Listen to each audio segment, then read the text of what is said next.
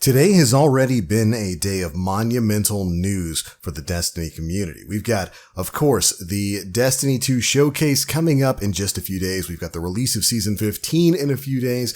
Earlier today, we learned about anti-cheat coming very soon in Destiny. We'll be learning about that next week as well. And today, Thursday, August 19th, 2021, we have a gigantic TWAB filled with absolutely tons of information about upcoming weapon changes, archetype changes, sandbox changes, exotic changes, and even more. What's going on, Guardians? My name is The Black Lake, and we are going to be covering everything that we learned in this week's issue of the Bungie Weekly Blog, This Week at Bungie. And without any further ado, let's go ahead and dive on into the massive weapon tuning news. Now, of course, there's a ton of detailed information in this week's TWAB, so if you want to catch every little detail, I'll have a link to it down in the description box below so you can go ahead and follow along. But we're going to start off with some news about legendary stasis weapons. Here's what Bungie had to say. Season 15 introduces legendary stasis weapons, and we've seen some concern about how these are intended to work, particularly in PvP. So here are some details. Stasis power weapons are in the power slot, but all other stasis weapons are in the kinetic slot. This is to avoid overcrowding the energy slot and so that it's reasonable to use one in match game content. The kinetic slot won't be renamed at this time. Stasis weapons don't intrinsically do anything differently from weapons of other damage types, but they are the only weapons that can roll with stasis perks. We generally intend stasis perks with slowing or freezing effects to have a kill trigger, this being easy enough to trigger in PvE and fun to use but not obnoxious to play against in PvP. Then after that, Bungie decides to address the quick swap glitch. This is something they talked about many TWABs ago, where basically you can kind of macro out your inputs so that you swap weapons really quickly. Well, Bungie's fixing that in next week's update. So if you're somebody who's been utilizing the quick swap glitch, you're only going to have a few more days of that. After that, we learn about some major ammo changes coming to the game. Running out of primary ammo has never been tactically interesting. Running out in hard PvE content, or because you were on a tear in PvP, was a weird and sometimes frustrating experience that we would like to not subject anyone to in the future. And so, all primary ammo weapons will now have infinite ammo. Huge change. Inertia override has been adjusted to account for there being no primary bricks. And because of these changes, drop mag's downside of reducing reserve ammo is now almost completely meaningless. And so they've reworked it to give you plus reload speed, but minus magazine size. Next up, it's the same for compact Aeroshafts upside of increasing reserve ammo. They've reworked it to be plus reload and plus handling. They've also updated some other perks that refer to reserves in a way that's no longer accurate. And then we've got some big changes coming to exotics, of course, that this would be affected by, like Fighting Lion and the Sweet Business. Moving on from there, we learn a bit about target farming trials weapons. They're going to be making it more efficient in Season 15. They have some cool new perks for players to play with that they wanted you to put on trials weapons. And so, all trials weapons available in Season 15 now have 7 perks in each column. That's up from the 5 perks they've got now. The next section addresses the perk pool and move pool on reissued gear. Here's what I had to say. We've made some small adjustments to the weapons reissued in the 3.2.1 update to move these in the direction of the new reissue guidelines. And so, they've added 1 or 2 of the original perks to each column for the Luna weapons reissued in 3.2.1. And, since these can be target farmed, they're okay with increasing the size of the perk pools in this case. Additionally, they've added 1 of the original perks to 1 or both columns for the Dreaming City weapons also reissued in 3.2.1. This of course includes Tiger Spite, Twilight Oath, and Abide the Return. Since these can't be target farmed yet, they didn't want to increase the size of the move pool by more than 1. Essentially here, Bungie tuned into the fact that a lot of players weren't too jazzed on the new perk pool that was available on the Moon weapons and the Dreaming City weapons, especially seeing as some fan favorite perks were left out of that pool. So they're kind of revising that based on community feedback. Good stuff. After that, we've got some major changes coming to a ton of different weapon archetypes. Starting with one archetype that everybody has wanted nerfed, Breach Grenade Launchers. Here's what's happening to them. They've reduced the blast radius by 0.4 meters. For example, the max blast radius has been decreased from 4.55 meters down to 4.15 meters, while the minimum blast radius has decreased from 3.8 meters to 3.4 meters. Additionally, they've reduced splash damage by 20, which reduces total damage for a direct hit from 220 all the way down to 200. Before, of course, taking spike or proximity grenades into account. Then they increase the damage in PvE by 12%. This is to account for the splash damage changes we just talked about, and results in a small overall buff of combined damage. And finally, Wither Horde, of course, is unaffected. Really interesting changes there, great stuff. Happy to see that the blast radius is being toned down a bit, which will hopefully make breech-loaded grenade launchers a little bit less frustrating to play with in the Crucible. After that, we learn about some changes coming to machine guns. While machine gun usage is surprisingly high, they felt that they weren't fulfilling their intended role in high difficulty content, as in ammo-efficient ad clear and secondary single-target sustained damage. So, they've given machine guns a heavy damage increase in PvE by 20%. Love the sound of it. Can't wait to whip out Thunderlord and see what that does now. After that, scout rifles are seeing a change, as well as hand cannons. Both scout rifles and hand cannons are getting a damage buff against minor targets of 15%. Yeah, that's excellent news, and hopefully it means scout rifles will be able to one-shot some of the lesser enemies in the game now. Here's hoping. After that, we've got major changes coming to fusion rifles. First off, they increased the PvE damage bonus such that all subfamilies will have a 15% PvE damage bonus. So a nice little PvE buff across the board. They've also pushed the subfamilies further apart, adjusting charge time, shots fired per burst, which was 7 for all subfamilies previously, and damage. But they note that the base damage below means without stuff like battery perks, a charge time masterwork, or the adept charge time mod. Here's the changes. First off, we've got changes to high impact frames. They now charge slower, and while still strong, will require more planning to use effectively. They've increased the base charge time from 0.86 seconds to a full 1 second, and the shots per burst have been reduced from 7 shots per burst to 5. They've also reduced the total damage per burst. And in playtesting, they said they found that charging these in the open is going to be super risky, but of course pre-charging around corners or otherwise in safety is going to be very effective. And with the reduced shots per burst, these are now less reliant on stability, and so you can rely a bit more on stacking range on your high-impact fusions. After that, we've got changes to precisions and adaptives, although these are going to be close to unchanged from how they function now. As a matter of fact, the only real change they've got is that they've very slightly increased the total damage per burst on both the precision and adaptive frames. Rapid fire frames, however, are seeing some really interesting changes. These now charge faster, allowing them to be used more reactively against charging enemies or aggressively when pushing forward. Their base charge time has been decreased from 0.54 seconds to 0.46 seconds. That's lightning quick. Next, shots per burst have been increased from 7 to 9, meaning you have to land more bolts to secure that kill, and they've increased the total damage per burst.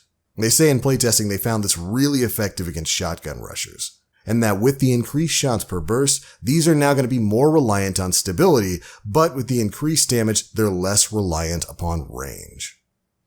And as a part of this rework of fusion rifles, they've also adjusted several fusion rifle perks and one mod. First, we've got Backup Plan.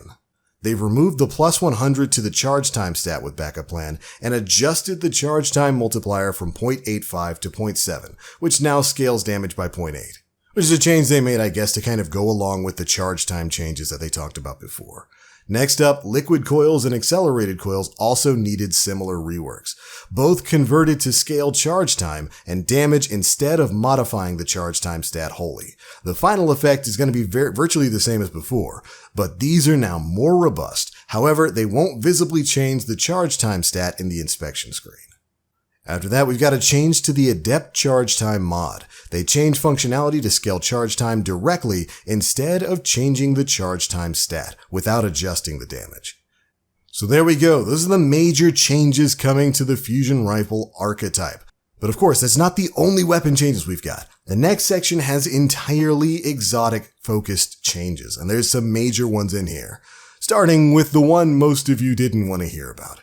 Anarchy is getting nerfed. Bungie has definitely taken note of the prevalence of anarchy in in-game content, and so they're making the following changes. They've reduced the total reserve plus magazine size ammunition from 26 down to 16, and they've reduced damage by 30% versus bosses. However, they don't count champions as bosses, so this will still be effective against them. Overall, pretty big change to Anarchy. You're losing a lot of ammunition there, and the 30% damage nerf is gonna really hurt for boss strats out there. It feels kind of like what they did to Eyes of Tomorrow, where, that weapon had this weird debuff modifier that caused it to deal less damage against big bosses like raid bosses and whatnot. All in all, I wouldn't say anybody's surprised about the Anarchy nerf. That gun has been on top for a long time. We all knew this was coming. I'm glad they didn't nerf it across the board though that lack of ammunition's really gonna hurt.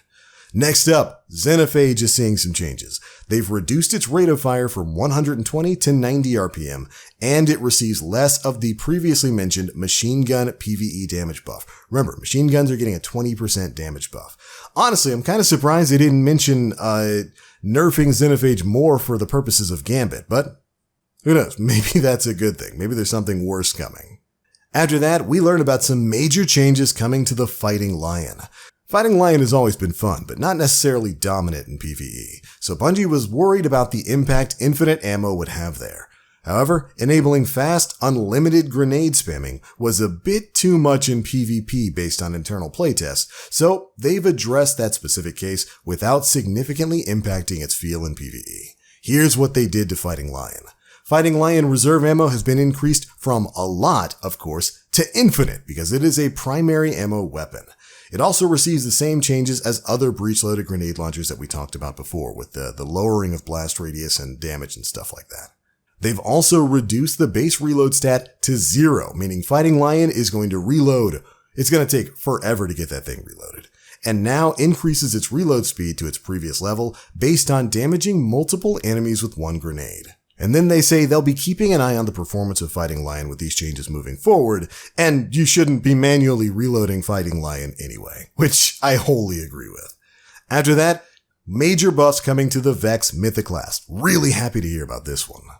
Bungie stated that they wanted to be cautious when they shipped the Vex Mythoclast. I guess they were still a little bit traumatized with how the Vex originally shipped in Destiny 1. For those of you who weren't around in D1 when Vault of Glass first went live, Vex was a monster in PvP, and Bungie wanted to avoid that same scenario here. But, of course, anybody who's gotten Vex in D2 knows it's not a great weapon at all. So it's going to be seeing the following buffs starting next week. It's getting a 40% damage bonus increase in PvE. That's huge. The range stat is also increased to be near best in class for high-impact auto rifles. Also huge. They've increased the stability stat, which is definitely necessary on Vex, and they've reworked the catalyst to grant stability and damage after a kill.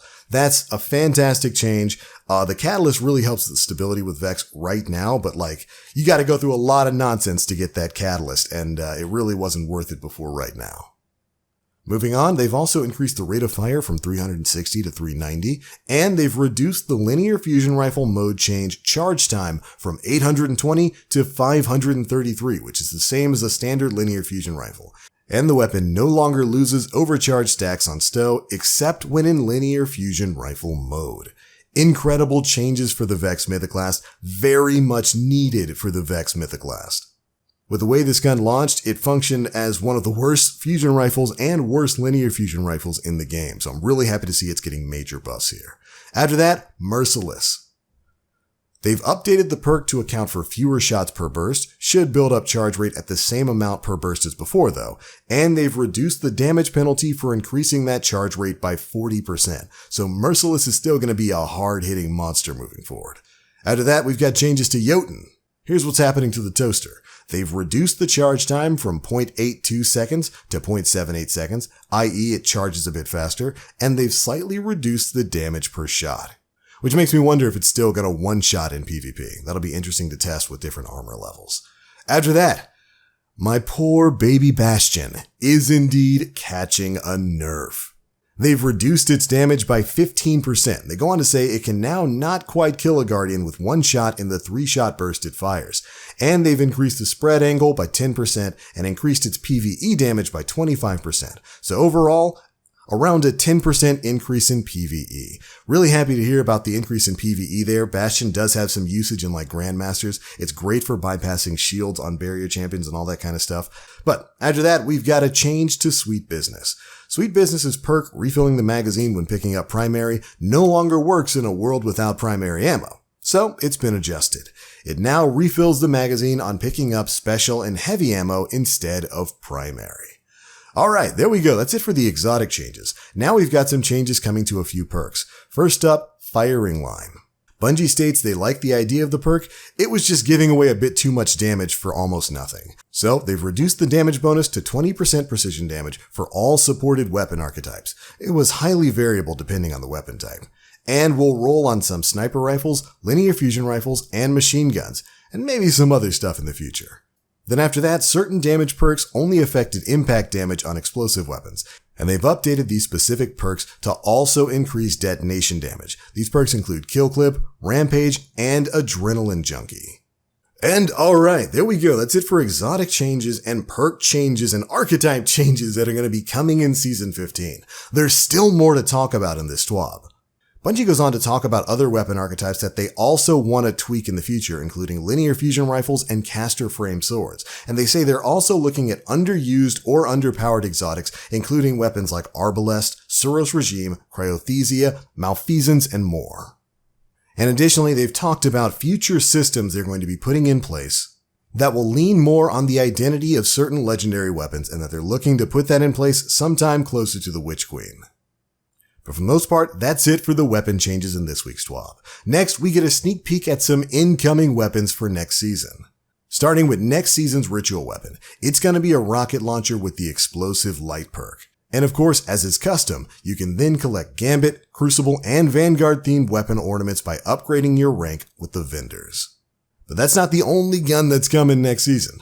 They're adding 3 weapons as post-game rewards for completing Vanguard strikes, Gambit, and Crucible matches. These will drop randomly after completing these activities with random rolls. And then of course we get a sneak peek of those right here. But that's not the only exciting thing here. We've got some really amazing weapons finally returning to the game. Bungie also plans to freshen up the loot pool of the Prophecy Dungeon. They've seen a lot of feedback to bring forward the original Trials of the 9 weapons, and that's exactly what they're going to do. That's right, the Last Breath, Judgment, Darkest Before, A Sudden Death, A Swift Verdict, and The Long Walk are all finally returning to the game. I have been screaming about this basically since the Prophecy Dungeon dropped. I have wanted the Trials of the 9 weapons back, and I'm so happy to see them included here. Amazing change. Cannot wait to earn these in next season.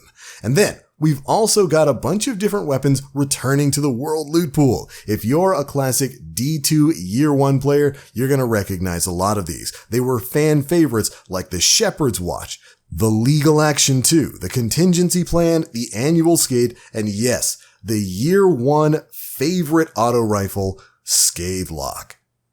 Tons of fan favorites from Year 1 of D2 are gonna be returning to the World Loot Pool next season, and I am all about it. But alright Guardians, that's pretty much it for the biggest bits of news contained in this week's issue of the Bungie Weekly blog, This Week at Bungie. But that's not all they talked about. They've got another great donation drive for a great cause going on right now that you should definitely check out. And of course, the details for all of that will be in the description box below.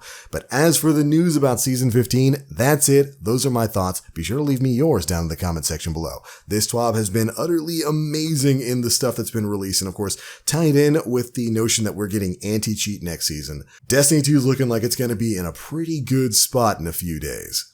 But anyways, that's it for this one. If you enjoyed the video, feel free to drop a like, make sure you subscribe, and hit that notification bell to stay up to date with all the latest stuff we're putting out.